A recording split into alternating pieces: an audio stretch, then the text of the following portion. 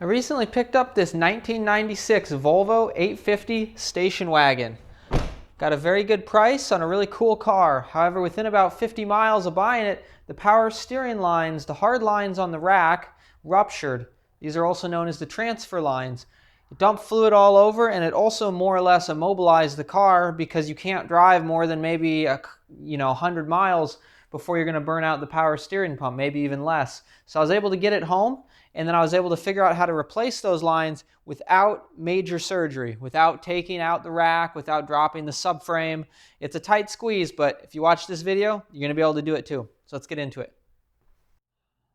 The garage is a total mess, but here's what we're working with. Now these are the lines down here, and I'm going to talk about those and I'm going to show you how to install them. But first I want to just cover something that's kind of confusing online. There are two brands of racks that you could get for these P80 Volvos. There's the TRW and there's the SMI. And I'm just going to let you read over this, and these are the ways I saw to identify which one you have. So you've got the code there on the VIN plate,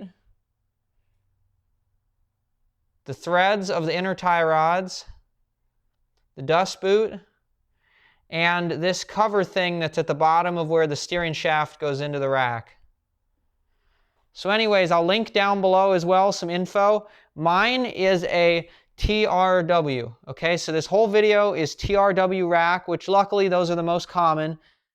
So these are the transfer lines for the power steering rack. You can see the old ones. This one broke off when I was removing the fitting. They're all rusty and crusty. New ones, nice, as you'd expect. They even have these little gasket guys here, more like nylon washers, so that as you're tightening, it doesn't risk bending the tip off. And so anyways, these are the part numbers. I'll put those down in the description. They are going to be kind of hard to find because these are getting to be kind of rare. I found a really awesome eBay seller that I also got some other parts like this new old stock exhaust manifold. You can see this one here I actually cut through with a stick welder because I didn't have a torch, and these bolts were completely seized on and I couldn't get it off of the catalytic converter down there, and it was just a massive endeavor. But anyways, it's the way it goes on these older cars. Also doing some maintenance like this guy right here. We got an inner tie rod that is just loosey-goosey. I'm going to replace the boots. Keep these old cars on the road. You don't want to take that rack out, okay, because you have to take out the subframe. These European cars are weird. There's not even a normal place to jack them up over there. You got to find these really odd places to jack from, like that triangular piece there. And then if you were removing the subframe to remove the power steering rack, then you wouldn't be able to put a stand under there. And anyways, so you're going to need got a 7/16 here. And it's a very, very snug fit. You can see that for some reason in the bag, they came with extra fittings, which I don't know why, because it's not like you're going to put these fittings on. But anyways, very tight fit. I mean, you literally have to push it in here.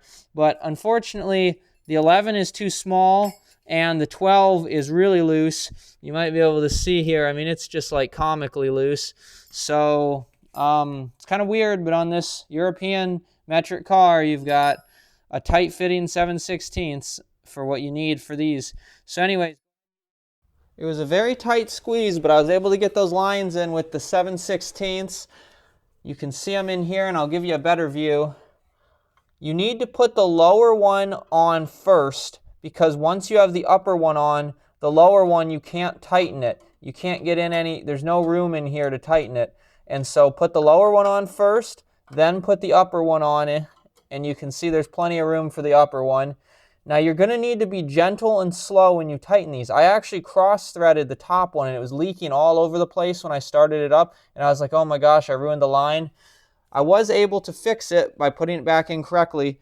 All of these little fittings that come in the bag, I was wondering why they're, this isn't what they're meant for, but what you can do is take these fittings and screw them in just gently and check the angle of the face. Is it like this? Is it like this? Is it like this? And then that'll tell you what angle you need under there, because these lines, they kind of move around a little bit under there. And so you want to make sure you don't cross thread it like this if it's meant to go in like this, like I did. Luckily though, I was able to redo it and save it, no problem. Lower first, then upper. Here's what you need to know about that, is that the lower one is the longer one that goes all the way over here. The upper one is the shorter one that goes right here. And then I will show you as well underneath. Here's a view of those new lines. Longer one, lower one, shorter one, upper one.